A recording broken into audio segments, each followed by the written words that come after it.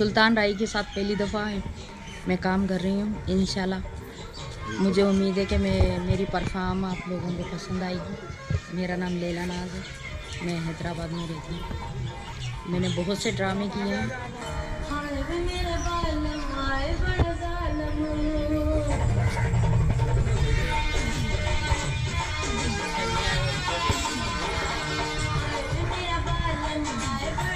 कोई आपका सुपरहिट जो ड्रामा हो या कोई फिल्म वगैरह हो? मेरी फिल्म है बख्तावर, सुपर हिट फिल्म है। कास्ट क्या है उसमें? उसमें उस्ताद यूनुस सनाई डायरेक्टर थे। जी सही है। और कास्ट में सब टीवी के अदाकार उन्होंने काम किया है बख्तावर फिल्म में।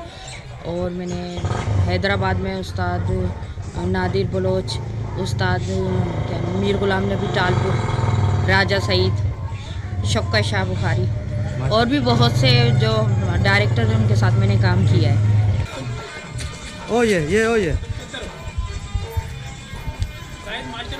हाँ।